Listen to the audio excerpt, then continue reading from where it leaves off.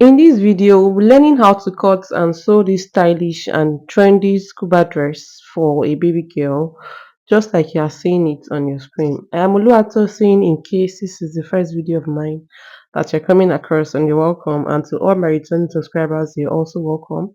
In case you're new here, please consider subscribing to my channel. This video is a step-to-step and absolutely well detailed tutorial on how to cut and sew this dress, and this video is definitely beginners friendly. In case you want to make this dress for a baby girl, the basic measurements you need to measure on the girl is basically the full length, the bust. You need to have the knowledge of the child's hip, and then the shoulder and the armhole. I used this scuba fabric, and I used this off-white scuba fabric for the bow on the shoulder. So I used scuba fabric for the dress and scuba fabric for the bow as well. What I would do is to consider the hip. Like I said, you have to have a knowledge of the child's hip. So I'll be considering the hips, and I'll be measuring it times 1.5. This child's hip is 26, so I measured 26 plus additional 13 inches. That means 26 times 1.5. I folded that into 4, and because this dress has zip at the back, I left 1.5 inch allowance. After that, I divided her shoulder by 2. I marked that. Armhole divided by 2, I marked that. Then a bust divided by 4 plus 2 inches allowance, because this dress has to be kind of free. So I'll just use half inch to sew it, and 1.5 inch will be like the ease allowance. I marked that. Then the waistline divided by 4 plus 2 inches allowance. After the bust and the waistline, I just marked it down. The next is the neckline. I used neck width of 2.5, that's 5 when not on fold of 2. And then the neck depth, I used same neck depth of 2.5 for the front and also for the back. Then you can now cut it out. After cutting it out, I slanted my shoulder towards the armhole with half inch. If you're not familiar with the half inch, you should measure. I didn't measure because I can just guess half inch, and that is it for the body of the dress. The next thing is to cut the facing. So to cut the facing, I'm just going to do that off camera. Basically, it's just to face your dress on to another piece, and then you just cut out the neckline, the armhole, and the length of the facing. Now it is time to cut out the circle pattern on the lower part of this dress. I marked out the shape on pattern paper first before transferring to the actual fabric and cutting it out. And that is it for the cutting of this dress. It is now time to start sewing. To start sewing, the first thing to do is to fix the zip.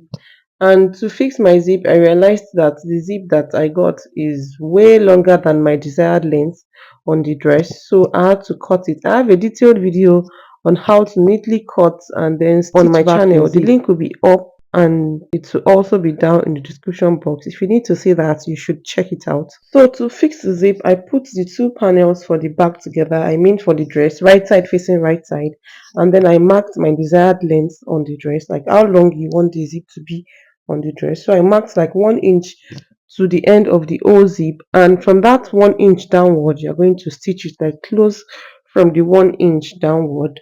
When you are done doing that, the next thing to do is to fix your zip. So I'll be fixing my zip off camera. If you need a detailed video on how to fix zip on dresses, you should let me know down in the comment section, then I'm going to make a detailed video on that. So after fixing my zip, this is what it's looking like. I fixed the zip so close so as to achieve a neat finishing. It is now time to turn the neckline, and remember that this dress doesn't have a sleeve. So the first thing I did was to join the two shoulder lines for the two panels, I mean front and back panel of the dress. So you have to join the shoulder lines. While you are joining, don't forget to slant your hand just the way you've cut out your shoulder line. You join the shoulder line for the dress, and then you join the facing too, front and back of the facing, right side facing right side. You join the shoulder lines together. I hope what I'm trying to say is clear. So when you are done joining your dress and also joining the lining separately, you can now proceed to turning the neckline. So you'll be turning front and back neckline together. That is what this means. And you're going to be turning the armhole separately. So you're going to notch the middle of the front neckline and notch the middle of the front neckline on the facing and on the dress. Make sure that the two shoulder lines, I mean shoulder line for the facing and shoulder line for the dress, they are like directly facing each other. You can even pin it down and then you start turning. After turning, flip it to the right side. You would turn the tip of the zip too in this case so that to come out as neat as possible. Then you would turn the armhole. You turn the armhole from one side to the shoulder line, you stop, then you bring that side out. Just watch what I'm doing. Then you go to the other side, turn from the armhole to join the shoulder line, and you are done turning one side of the armhole. Then you repeat this same process to the other side. Right side facing right side, turn from the armhole to the shoulder line where you stopped on the other side, and that is it. While you are turning, you can add hemming gum. I added hemming gum to the neckline and to the armhole so that when I press it, the two pieces will just stick together and everything will come out neat. Then repeat the same process to the other armhole, and don't forget that we have still not turned the zip side. So when you are done doing this, at this point you should press so that the armhole and the neckline can relax. Then you turn the zip side. To turn the zip side, open up the zip like this and flip one facing to the right side of the dress, and you just stitch from up to where the facing stops on each side. Don't forget that you are as well using this facing to turn the tip of the zip so that it will come out neat. And we have still not turned that little length on the side where the facing covers, that little length from the armhole where the facing covers, we have still not turned it. And it is now time to shape. To shape, face the right side to the right side for the front and the back panel. Please, if at this point you are still with me and you've not subscribed, kindly subscribe, and don't just subscribe, turn on the notification bell so that you get notified the next time I upload a new video on this channel. So after properly arranging your front and back panel, making sure that the two right sides are facing each other, flip up that facing just the way I'm flipping it up, because the way I will shape it, you'll not be seeing the shaping, like you'll not be seeing the shaping from the armhole. That little length of the facing will conceal the shaping. Divide the armhole by 2 and mark that, and divide the bust by 4 plus the 1.5 inch allowance I spoke about. Then you mark that. You flip the facing up just like I said, and you start sewing from the facing to the armhole, and then to the bust, to the waistline, then to the whole length of the dress. Please don't forget to give my video a thumbs up so that YouTube can help me push this video to the right audience. So after shaping like this and you bring down your facing, you will see that you are not seeing the joining from the armhole. Then you should trim that allowance to like the lowest, especially the one that is around the armhole, so that that facing can relax very well. So trim the allowance, especially the one from the facing to like the bust line, so that the facing can relax very well. Then I'm going to shape the other side as well. So flip your dress to the other side that is not shaped, and measure your armhole. Divide the bust by 2 this time around, no longer by 4. Add your 1.5 inch ease allowance. Then you flip up your facing and you shape just like you did for the other side. Then you trim your allowance. When you are done doing this, I had to stitch down the facing a bit on the allowance. I stitched it down so that it does not start sticking out from the neckline when the child is wearing it. And this is what this dress is looking like at this point. Majorly we are done with the dress. It's just to attach that circle design at the lower part of the dress to it, and you can see how neat this armhole is.